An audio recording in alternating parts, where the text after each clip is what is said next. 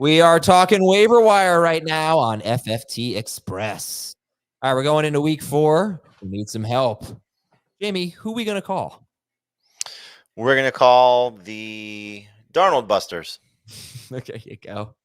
The Waiver Busters. So, yeah, who are we going to call on to help us out off the waiver wire this week?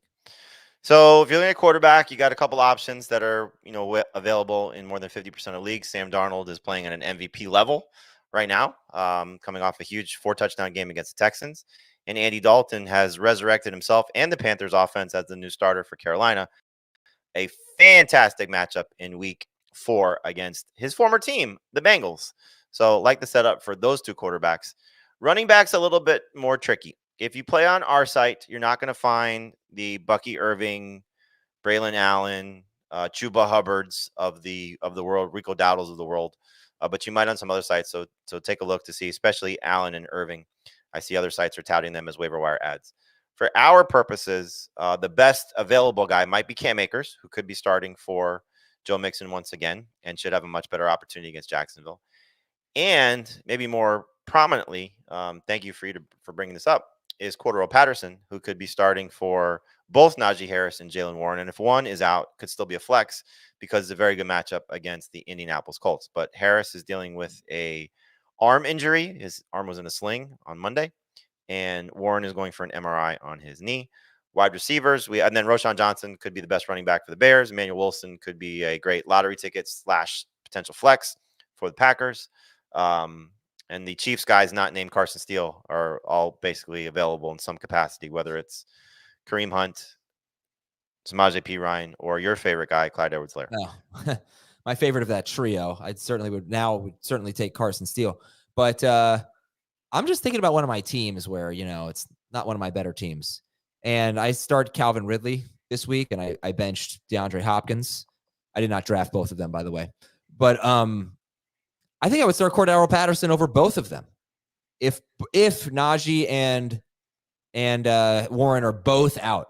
So I will probably be putting in a claim for Cordarrelle Patterson in that league, and you could get 18 touches from him, and he's not that bad. So I don't know. I feel like I wish we could go back and do the show again because I maybe didn't sell it well enough that Patterson's someone that you might have to really consider this week.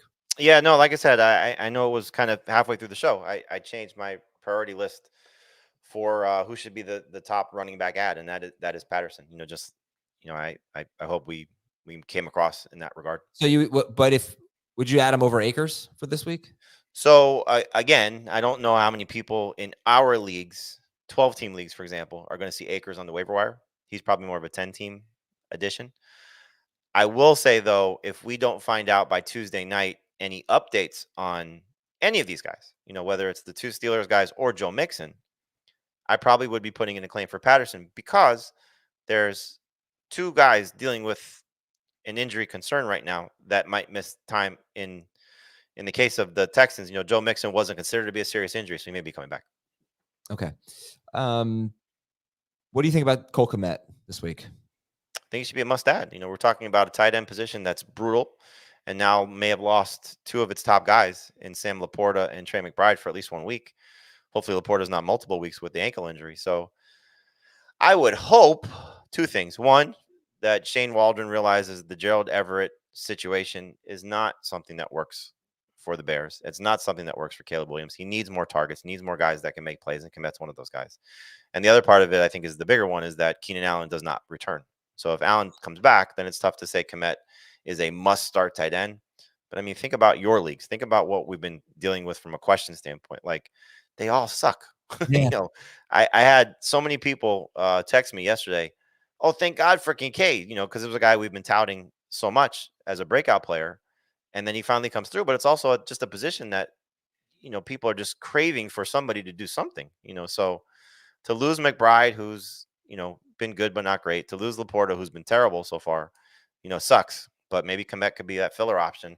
And hopefully for the people that just need a tight end, he can be a filler option moving forward. But I think Conklin, is something that you can look at. He was one of my, deep sleepers coming into the year just because, we had that fun stat of 3 straight years of 87 targets. Exactly that number, 3 straight years in a row. Yeah. And I did not expect Mike Williams to be active in the early part of the season, maybe to this sort of level, but I thought he might take a few weeks, and that Alan Lazard was not necessarily going to be a factor. I thought Conklin would be doing a little bit more, but we saw it last week and this week in particular. If Garrett Wilson is eliminated, which I think we can say that's a big possibility, along with Mike Evans against Saints, but we can see Garrett Wilson eliminated, then Conklin has a chance to step up and play well. You didn't hear my joke. No, what was your joke? I said we could see Garrett Wilson eliminated by Patrick Surtain, along with Mike Evans by the Saints. Oh, yeah. Thank you. That's very good. Very good. You got me. Zing. Oh, what a terrible moment for me.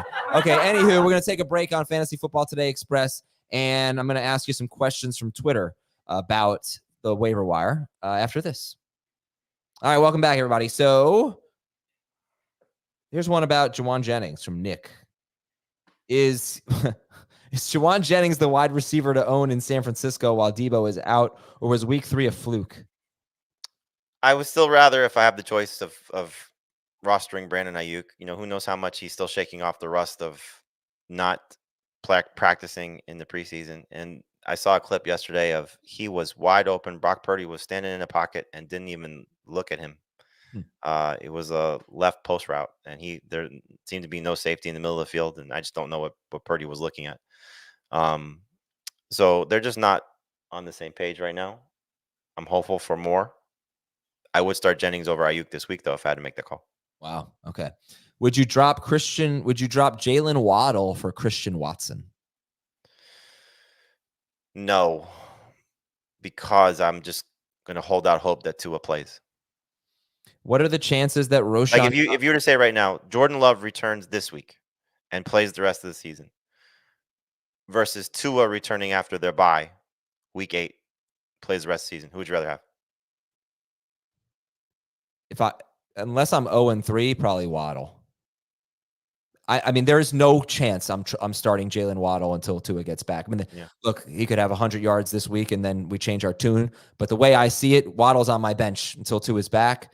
The thing is with Watson is like I can't really consider him a must-start player, right? He's just not quite there. Like if it were Waddle for Deontay Johnson, I think I might have to do that. I wouldn't want to, but I might have to. Mm-hmm. What are the chances Roshan Johnson takes over the backfield? High. I mean, it's a backfield that stinks right now, and they finally had somebody who showed them some life. So I know they signed DeAndre Swift. Matt Eberflus wasn't the one signing those checks. They need to make decisions that are going to help their team. Business decisions. They need to make decisions that are going to help their team. So why would you not try and give Roshan an opportunity? It doesn't mean that DeAndre Swift doesn't play, but we saw it with the Panthers last year, right? They had to make a move to make their backfield better.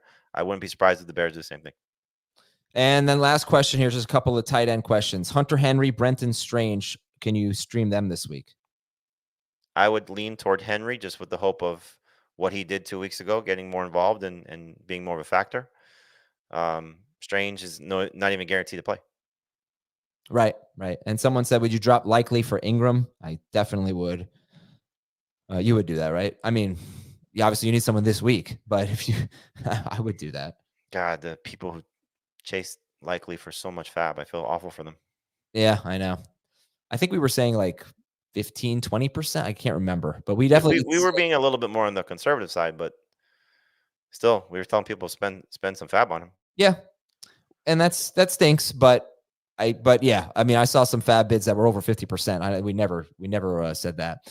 Okay, that's Jamie. I'm Adam, and we'll talk to you tomorrow on FFT Express.